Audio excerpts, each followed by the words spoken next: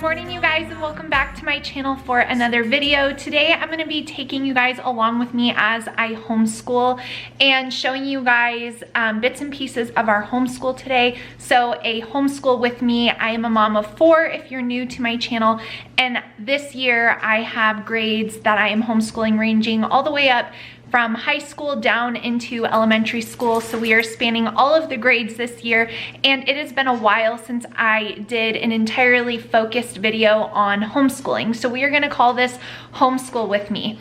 I do wanna thank today's video sponsor. It is Night Zookeeper. Night Zookeeper is such a fun addition to our homeschool this year, and I'll share more with you guys about that in a little bit, as well as show you some of the fun things that Olivia has been working on Night Zookeeper.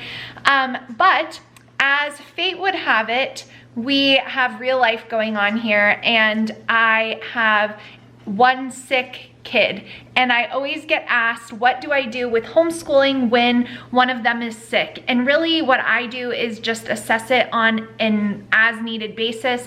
I definitely don't give all of my kids days off of school when one of them gets sick, because otherwise there would be a lot of unnecessary days off. So if the child that isn't feeling well is really sick, sometimes they'll have to stay in bed, and then obviously they're not gonna listen or be a part of anything. But today we're just dealing with a headache and a sore throat. So I have him over here on the couch. The rest of us are gonna gather at the table like we usually do to go through morning basket. That way he can listen as we hear read alouds and just kind of be a part of that time. So I really take it situation by situation. I don't think there's a hard and fast rule for homeschool rules when you have sick kids, but it's just kind of one of those things that you have to figure out what works well for your house. So that's what we're doing. If you're new and you don't know, we start all of our homeschooling here around the kitchen table in the morning. We call this our morning time. It's also known as morning basket, and we cover a wide variety of topics and subjects down here, all in about 60 to 90 minutes, depending on what we're doing that day. So today, that is what we're gonna start with. We're gonna get started right over here with our morning time. So I am going to include some timestamps for you guys for no other reason than to just show you what is working for us. Anytime I share times of any things, I always get asked, like, how do you get your kids done so quickly? Really getting my kids like done with school and out of the way is not my focus or my primary goal. My goal is efficiency and effectiveness. So I think that there has to be a heart shift there from viewing homeschooling as something you get out of the way and get done versus just creating an efficient and effective homeschool routine. So I'm sharing these times just to give you guys an idea. Usually we start around 8:30. Today it's 8:40, 10 minutes, no big deal, but we're gonna get started. So every night before we sit down, well, every night before the next school day, I always am laying out the materials that we're going over, and it always ranges. So the topics that we cover in morning basket are scripture, study, and memorization. We go through some daily affirmations, God's truth that we're just declaring out loud. Then I read to them some basic theology. That's a book we're almost done with. We have some historical evidence. So this would fall under, you know, biblical history as well as just world history for evidence of the Bible. We do a little bit of poetry reading. We have our current read aloud, which is also providing some geography in here. We have character traits that we also focus on in here. And then we have the computer for world news. There's a resource we use for that. Depending on the day, it'll either be a government or constitution lesson or a science lesson, which is all contained down there. And then we also have our history course up here. Those things I work in kind of a cycle. And then depending on what we're doing that day, I will either read a read aloud from that you know, if it's a science, I have a science read aloud. If it's Constitution, I have a Constitution read aloud. If it's history, we have a read aloud for that. And I just rotate them through. So I'll start with this. Tomorrow I'll read something different. The next day I'll come back to this. And I do just one chapter per day. A lot of people ask me how I do that. So I wanted to explain that. So the kids are sitting down. They know what to get started with. And so we are going to start our school day here.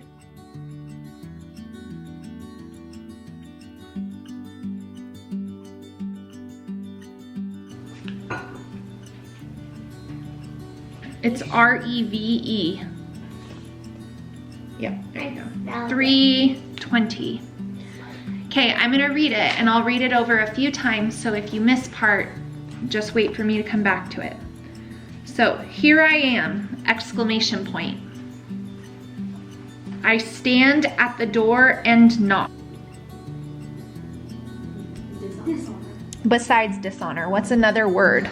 Disrespectful. Disrespect, good. So, the opposite of honoring someone is disrespecting them. Which sometimes we don't want to call it what it is, right? We want to say, oh, well, I was just joking, or oh, well. The Bible describes our struggle with sin as a battle. Whenever we want to do good, evil is right there tempting us to do the wrong thing. One of the alliance of the kings he fought and defeated. This is in a British museum, and it was discovered in 1861. Sand and pound again. Oh, set them free, the wild white horses of the sea. Waves. American troops are on the move to Europe. Last week, President Biden mobilized forces to Romania, Poland, and Germany. I haven't seen you all day, she said. People in the trading center were asking about you. Well, today your brother was busy, I said. I told them you were playing with your metals to make power. Something like that, I said. Immediately after Jesus just called himself a witness to the truth, which Jesus said in John 18. Perhaps Pilate was searching for truth just as people have for generations. So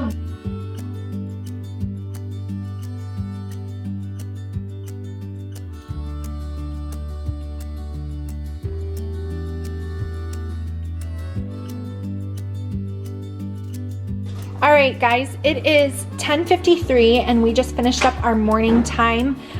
We did a whole Constitution lesson and it was amazing and took a lot of time, but that's definitely not something I want to rush through. So we just finished that up. We always have a snack break after we're done with morning basket. So that's what we are doing now, and then everyone will head upstairs for the remainder of their school day. So like I mentioned, today's video is sponsored by Night Zookeeper, and I'm so excited to be partnering with them on today's video. I shared it with you guys last month of how I'm using Night Zookeeper in my homeschool as a supplemental resource to really just have my younger two kids practice their language arts, spelling, writing skills, reading comprehension, computer literacy in a fun way. I have them do those Night Zookeeper lessons on Fridays or on days like today where I have one who's sick and I don't necessarily want them to get super far ahead in their lessons. So I will have one of them work on Night Zookeeper on today's like today to kind of even out things. It's just a great resource to have in your homeschool. So if you have never heard of Night Zookeeper, I just want to share with you guys a few things that I think are really, really cool about it. Night Zookeeper is actually an award-winning creative writing and writing platform for children ages 5 through 12. There are different levels that you can select as a parent under your parent screen. And so if you've got a younger kid who writes really well, you can move them up levels. If you've got an older child who is struggling with writing, you can choose the level that best suits their needs. And they have so many fun interactive games. They earn prizes. They get to move to different levels and lands. They can create characters, and all the while they are learning how to navigate a computer, learning how to work on a writing program. There's even free printables that come off of the Night Zookeeper website, as well as feedback from some of the instructors on their writing. In the higher levels, they have little checklists that they have to go through before they submit a writing to make sure that they are, you know, doing all the things that you've been working on teaching them as far as grammar, punctuation, varying sentence structure. I just love Night Zookeeper as a supplemental resource to our language arts curriculum in our homeschool, and my kids love going on there. They think it is like a treat. It's a fun way for them to use screen time in a way that's actually benefiting them. So I will have a link down below for you guys, and you can check out Night Zookeeper yourself. You can get 50% off on your annual subscription by using the link that is down below. I don't often get 50% off coupons, so that is a killer deal. You definitely want to take advantage of it. I know you will love it. Your children will absolutely love it. So all that information will be down below for you guys. You can check out Night Zookeeper and figure out a way to integrate it into your homeschool. Everyone will love it, including you. So thank you so much, Night Zookeeper, for sponsoring today's Homeschool With Me video. When we come upstairs, they know exactly what to get started on, because at the beginning of the school year, I create them a flow chart like this of what they're doing. And so she has these independent subjects that she has to check off. And so she's working on a few things before she will have to take a temporary pause and go to the orthodontist. He's out sick for the day. And then my oldest son starts on his math. I just talked about this in a math update, so I'm not gonna go into what he's using and all that, but the program, he just works on the next lesson on the next day, and that is an independent subject for him for the most part. So I structure it that way so that I am freed up to help my younger kids who need me to teach them more on all of their subjects, really. She's not doing anything independent quite yet, except for she does do like her handwriting and her gratitude journal in there all on her own. So she's just getting out her materials as we get started with our independent subjects upstairs. So when I told you guys that I had to rearrange and redecorate my entire schoolroom around this comfortable chair, there was good reason for that, and that is because this is where I sit side by side with my youngest. She's just on the other side of the camera. Like I showed you, my older kids in high school and in 8th grade, they have their flows, and so they just move through at their own pace, and then if any questions arise, they'll just ask me in the moment, and I will go over and assist them at that moment. Unless I'm in the middle of something, then they might have to wait and we might have to come back to it. But for the most part, that's what they're doing. I'm here, so I'm seeing everyone working, keeping everyone focused and on task. My youngest daughter and my son, who is in the 6th grade, who is out sick today, she, like her independent work, this is how I start teaching my kids in upper elementary and even younger than that to be able to move through things on their own. It's preparation for those older years. And so already she has a few things that she can do on her own, and so she just hands them to me, and then I verify that time and effort has been given and that it looks good. And for example, this is her handwriting page, so she just handed me that over, and so I just look over that, and then I usually tell her good job, which is the case today, so good job, and then she gets to put it away.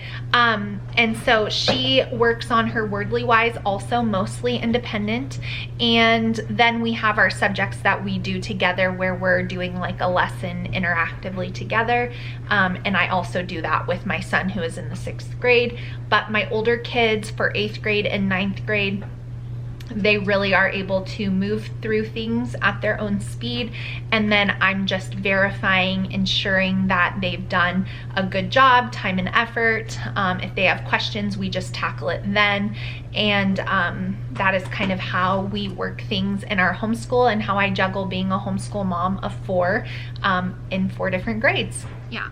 So this says, complete each sentence with a word chosen from this or an earlier lesson. The number after each space gives the lesson the word is from. So this is from lesson 11. So the Latin word primus means first. It forms the root of the word blank, which means first in importance. So first in importance, which word means first in importance out of this list?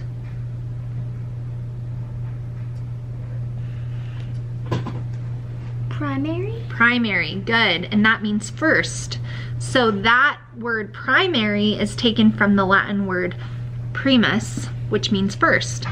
So this one's gonna be from lesson 9. The Latin malus means bad. It forms the root word of blank, which means the wish to hurt others on purpose. Malicious. Okay, good. So write that down. That's what you have to do.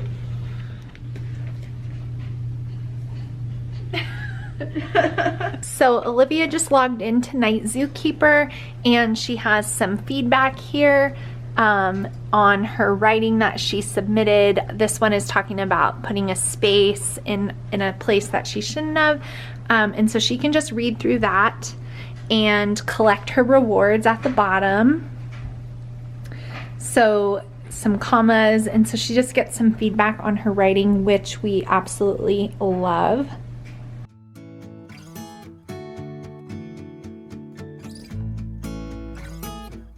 This is a little writing activity called Penguin's Paragraphs, I think, and I love that it gives the kids these tips right here talking about using correct verb tense when they're writing about things in the past. We want to make sure that we use past tense and verbs, and so that's just a good reminder for her before she gets started on working on her paragraph.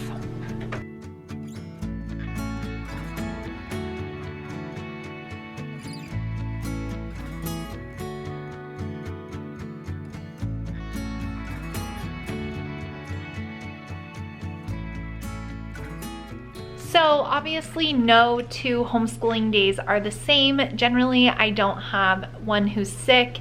My oldest daughter just left to the orthodontist with my husband, who is off on Mondays. And so those are two things that ordinarily are not a part of our days, but I had this video planned, and so I figured I would show you guys like actual real life. So while Olivia is finishing up working on Night Zookeeper, she's writing a report that she wants to finish, and my oldest son is finishing up on math. That desk is missing because that's sick kid's desk, and then over here my oldest daughter, she's at the orthodontist. It's 12 o'clock, so I'm gonna start on lunch for them, and then we will come back upstairs after we have lunch, and everyone will finish up the rest of their independent work, which, since they move through things at their own pace, they obviously are not all gonna finish at the same exact time. So I will show you guys like what time everyone's done, but keep in mind we've taken a snack break and we're about to take a lunch break. So I'll try to include times for you guys just for a frame of reference, like I said.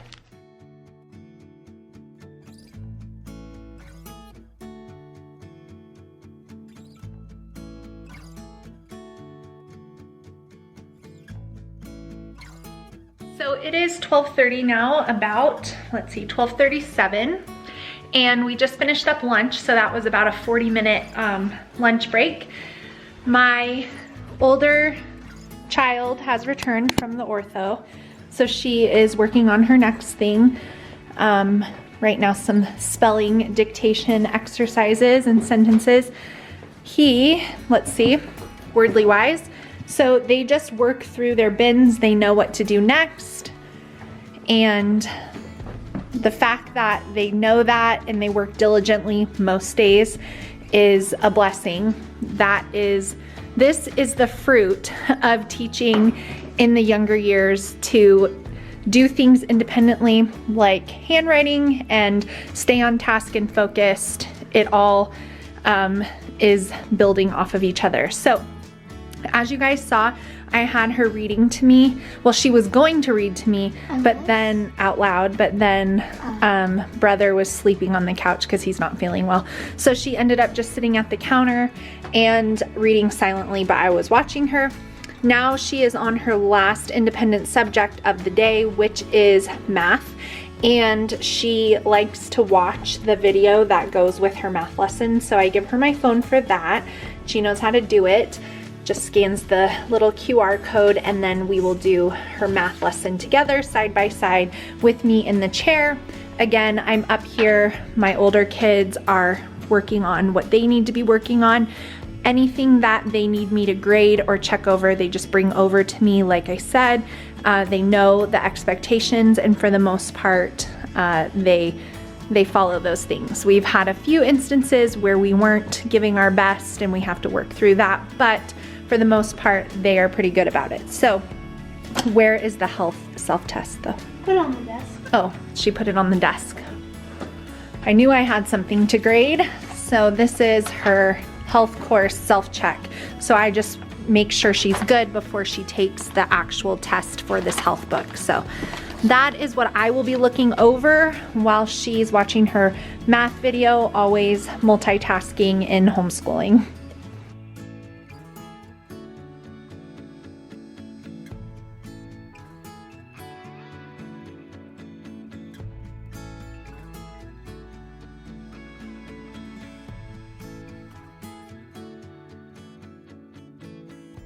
Miss 3. So right here, the commonly known organic disease is cancer. Medicines are substances that are intended to restore the proper chemical balance of the body. And then on this side, this one should have been proper water intake. And then down here, you left one blank, but oops, that was for a doctor. And then handles, plural. Okay. So you did good. So I think you can take the self-test tomorrow, or your test one. You good? Yeah. Do you feel good about it? So like I said, I was gonna give you guys some times just for reference points. Every child is different, every homeschool is different, and every day in my homeschool is different. So some days take a little bit longer, some days take a little bit less. It just depends on what the lesson is for that day. The lessons are for that day for that child. But my 8th grader just finished up. It is 12:50, and so we started at 8:40 like you guys saw, so 8:40 to 12:50, but deduct about an hour out of there for eating time, with lunch and snack break combined, probably about an hour. So he is very efficient and he gets very good grades and he does a really good job. He's just someone who gets through their work quickly. So that's him. My oldest daughter had to go to the orthodontist for an hour, so she's gonna be up here probably much later because she was gone for an hour at an appointment. And then my youngest here is working on math, and so she'll be done shortly. So I will keep you guys posted on the times for today. Like I said, just for reference point, for no other reason than that. If it went all the way across, so here and here, we'd be able to see that it equals 16. But since this part is taken away, and this part is taken away, 4 and 4 is 8, right? So what's 8 minus that 16? Or 16 minus that 8? 8. 8. So A is 8 feet. Do you see why? Do you see why or no? This whole side of the shape is 16 feet long. Do you see that?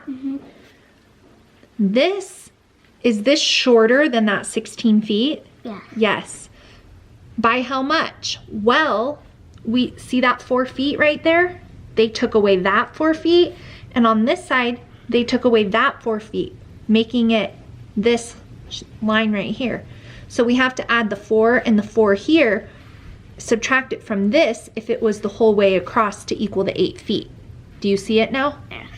Okay, so we're at B now. If this is 7 feet, then what's that? 7. Yep. And then finding the perimeter, we have to add it all up. So we have to remember that A is 8 feet and B is 7. So we have to add 16 plus 7 plus 4 plus 2 plus 8 plus 2 plus 4 plus 7.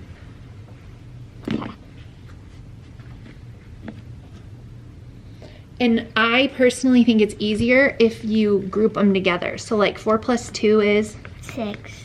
4 plus 2 is? 6. So you could do it that way because it's easier instead of adding so many numbers. So 4 plus 2 is 6. 4 plus 2 is 6. What's 6 plus 6? 12. 12. So I'd write down 12. You just have to remember which ones you do. And then what's 7 and 7? 14. And then you have the 8 down here and then the 16.